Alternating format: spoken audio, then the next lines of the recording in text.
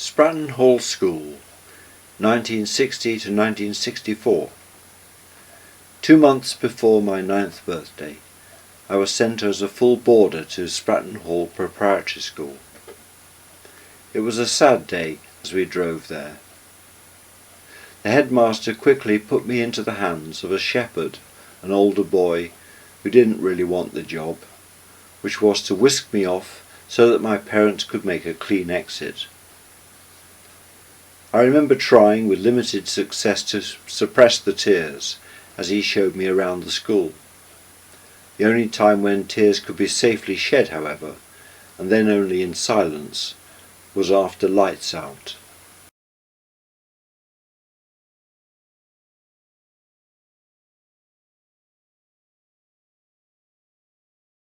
The headmaster, Kenneth Hunter, had bought Spratton Hall and opened it up as a boarding school in 1951. He created the school logo from the story of the patron saint of hunters, Saint Hubertus, who was out hunting and came upon a stag with a crucifix between its antlers. This experience apparently changed his life. I made a friend named Simon Law, and one day the headmaster's wife, Joan Hunter, took us to one side and gave us 2 packets of seeds, and then walked us over to the gardens where she allotted a square of land for us to plant them in.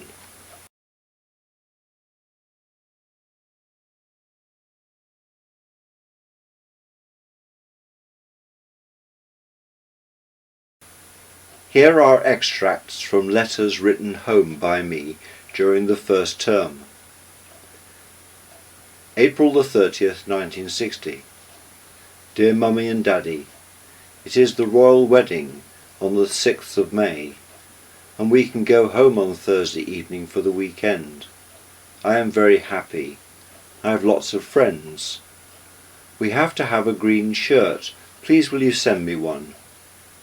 We have dormitories. I am in Kent. We wake up at 7:30, then we have to wash and get dressed, then we have breakfast, and then we go to class and have lessons, Latin, French, sums and writing. Love from Christopher. May the 8th, 1960. Dear Mummy and Daddy, we broke up school on Thursday. Grandpa and Grandma came for me. On the way we stopped an ice cream man and had one each. I've had the ladder to climb the cedar tree.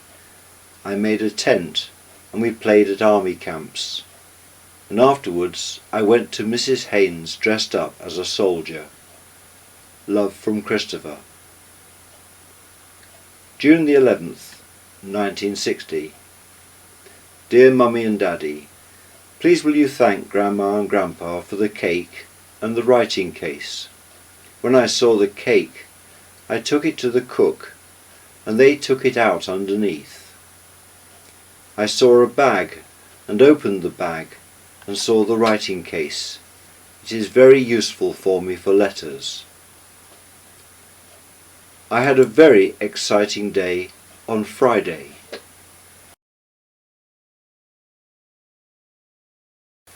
The boys gave me 10 off from the changing room, and I ran as fast as I could, but they caught me in the end and bumped me. I invited everybody in my dormitory and some from Edinburgh dormitory. Love from Christopher.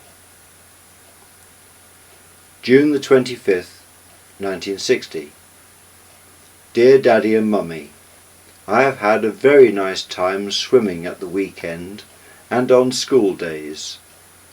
I am getting autographs from boys and masters. I went for a walk on Friday. We walked into the countryside, and when we got to the bridge we threw sticks in and watched them go through to the other side. Love from Christopher. July the 21st, 1960. My darling Christopher, it was so nice to see you for the day yesterday. Daddy, Elizabeth and I enjoyed looking around with you at the school.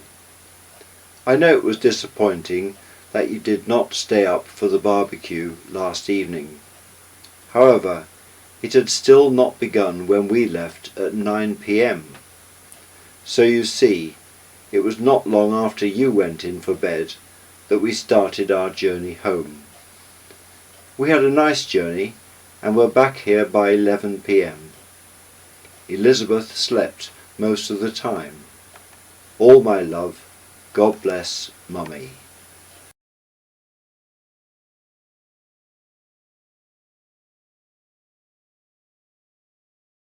I remember an open day that the school had organised to raise money for a tennis court. Mum, Dad and Elizabeth came, which was lovely. But the set bedtime for our dormitory came before the guests left. I remember watching from the Kent dormitory window as they were leaving and being unable to attract their attention to say goodbye.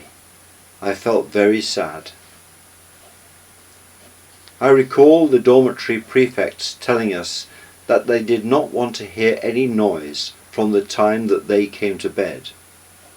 I remember lying very stiffly in bed, not daring to move, lest the squeaky springs gave me away. Needing and wanting to turn over, but not daring to.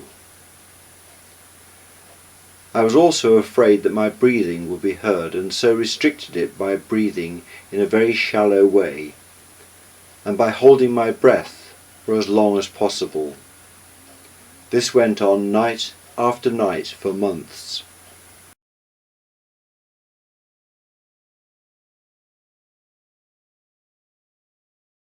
One particular night I awoke in the early hours to the sound of the metal waste paper bin falling over next to my bed.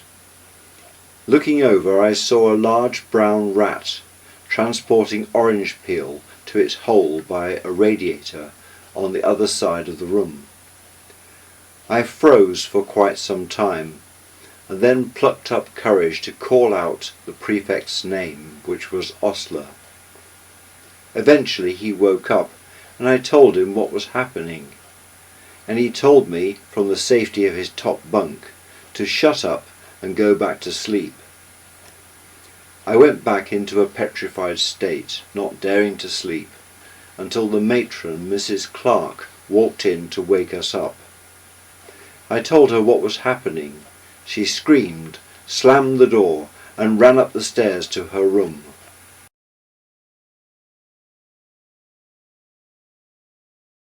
Looking back, I wonder how the other boys in the dormitory received the orders that the prefects gave us. Somehow I doubt if they all interpreted the no noise rule in the same way that I did. I took it literally, and I was so afraid of the consequences of breaking the rules that we had been given. There were two gangs at the school, one comprising the boarders, led by Philip Norman Jones, whose speciality was dares, such as running down to the swimming pool naked, and the other comprising the day boys, led by Simon Tukey.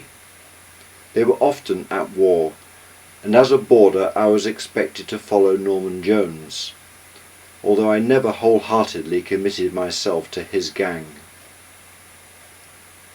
There were two eccentrics called Jollis, who the headmaster seemed to hate for some reason, and Brooke Taylor, who I believe was related to Tim the Goody. They would organise a game called Flick Charlie, which I found quite amusing. It was very simple and only involved flicking with a 1-foot ruler a plastic tortoise named Charlie across the desk and back again.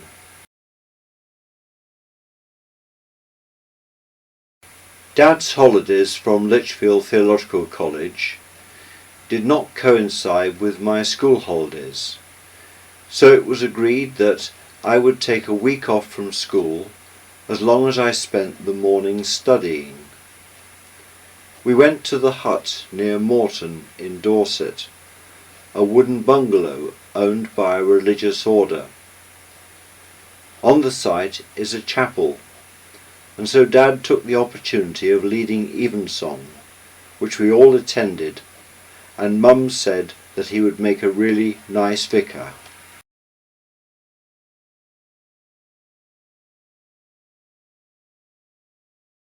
Mr. Hunter also hated fatties, who he referred to as fat slobs.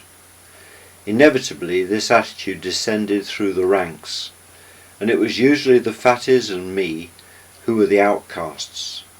A favourite pastime for the athletic Victor Ladorum, or whatever they were called, team captains, was to look at someone like me while selecting a team and ask, "What's your name?"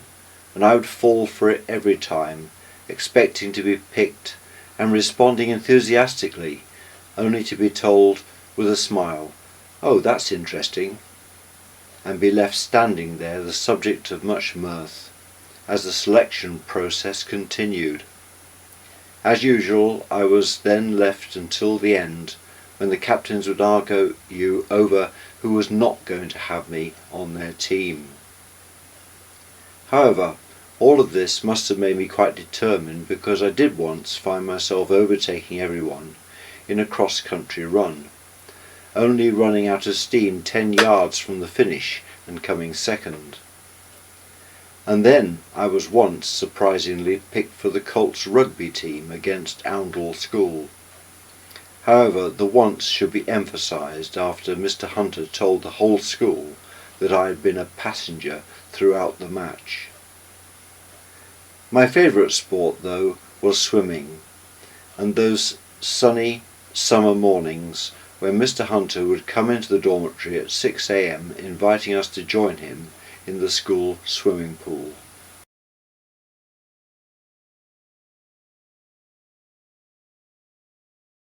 As with all private schools at this time, there was still a sense that pupils were being trained to work throughout the British Empire, despite the fact that it was rapidly diminishing in the 1960s.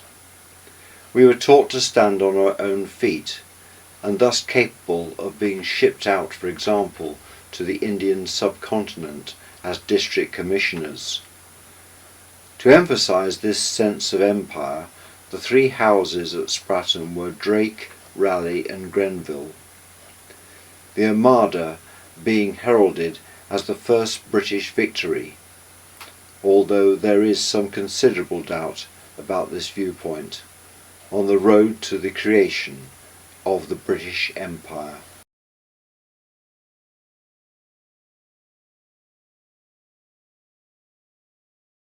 The teachers hired by the headmaster were a mixed bunch.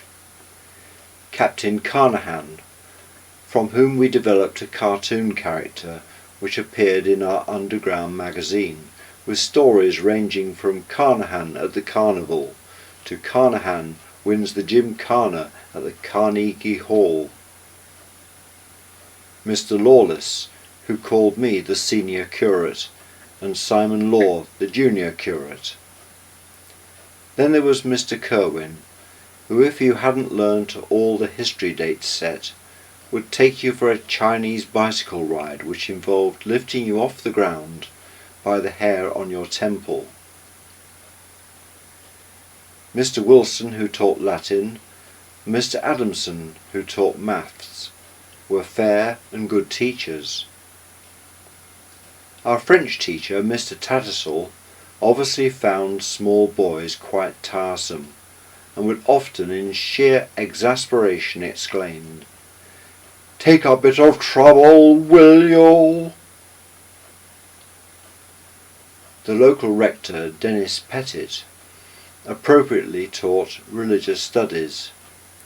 He knew our every move and precisely who was the culprit at any one time, which was amazing as he was totally blind.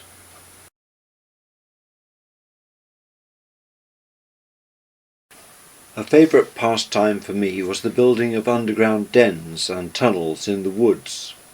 There was already an air of mystery in this place with its ruined chapel, from which there was supposed to be a tunnel running into the school cellar. And to prove it, there was a bricked-up archway in that cellar. Dormitory life was varied. There were the midnight feasts, comprising cakes, chocolates and biscuits, which had come in parcels from home, and now equally divided on the bathroom floor. One at a time we would collect our share, until the headmaster arrived to find out why so many people needed the bathroom. Then the queue formed outside his study instead, and comics were hastily put into pyjama trousers in case he decided to administer Jim a plimsoll. Every 2 years Mr. Hunter purchased a new pair.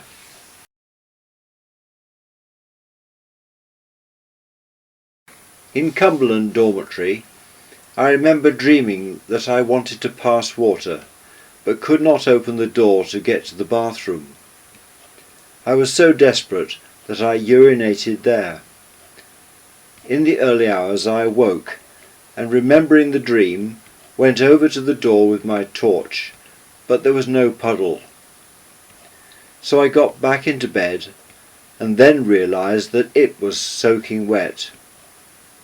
I did not dare tell anyone about this, and so slept in a sodden bed and pyjamas for several nights.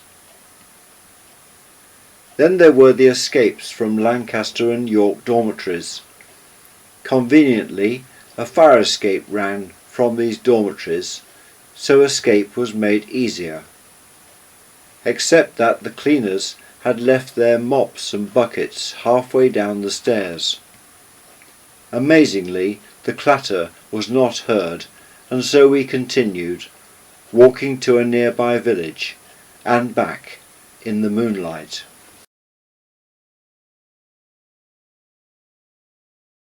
Some of us would put on plays. One year I wrote an adventure about a group of children who encounter a group of gypsies, very famous 5. In the holidays Dad kindly helped me by typing it out as I dictated it. I even found a record of gypsy music for the interval. But the boy whose record player we were using insisted that his Beach Boys record should be played instead. In the second half, Mr. Hunter came storming round the back of the stage and accosted the boy who was playing a baddie. Apparently he had brought a real knife onto the stage and was brandishing it. Anyway, despite all that, the headmaster was very complimentary about my efforts and did me the honour of driving me to the bus stop for my journey home for the weekend.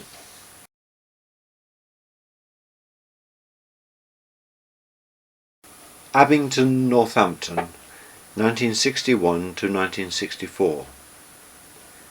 Dad's curacy took place at Abington Church, and having moved to Northampton I became a weekly boarder at Spratton. On the music side of things, the promise of recorder classes did not materialise, so I learnt to play the soprano recorder by myself. As we waited for the first lessons of each day, 4 of us with improvised instruments used to perform current songs such as Tobacco Road. In January 1963, I heard on Radio Luxembourg the Beatles singing Please Please Me, and like so many other people, was hooked on the ideas of being both in a band and of writing my own songs.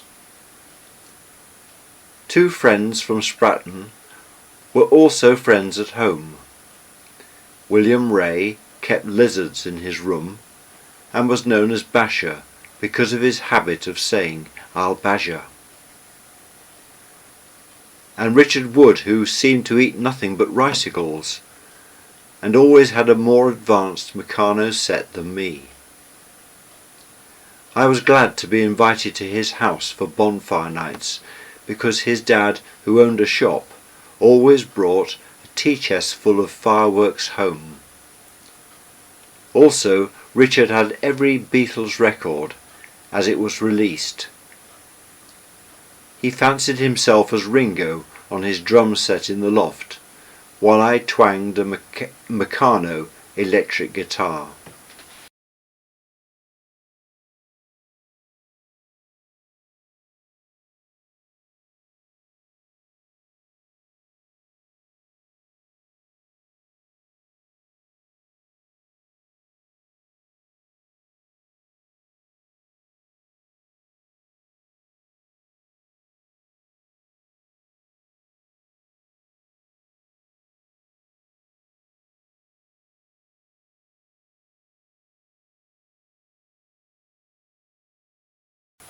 From September 1962, I became a day boy at Spratton Hall School, only to discover that my friends Jones, Clark, Law and Johnson were no longer there. That is still a mystery to this day. I began attending the Abington Church Pathfinder group and went with them for a weekend to Grendon Hall. One of the boys in my dormitory bought a copy of Parade on a trip to Peterborough. It was discovered by our leader, who quickly confiscated it. There was a competition to find 20 objects, and I was very happy to be in the same team as a girl named Sarah.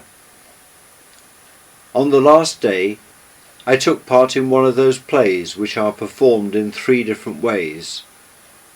It was about getting a coffin down the steps of a lighthouse, with the punchline from the keeper, "Well, we could always use the lift."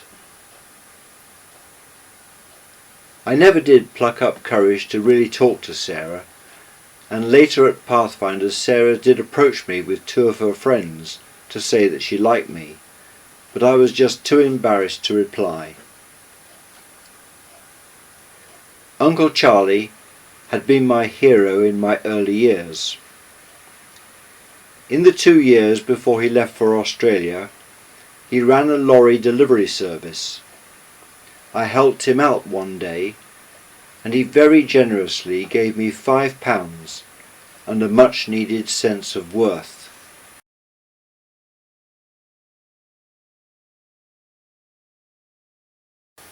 The Pathfinder group organised day trips to London, where we visited theatres to see such musicals as Salad Days and The Sound of Music.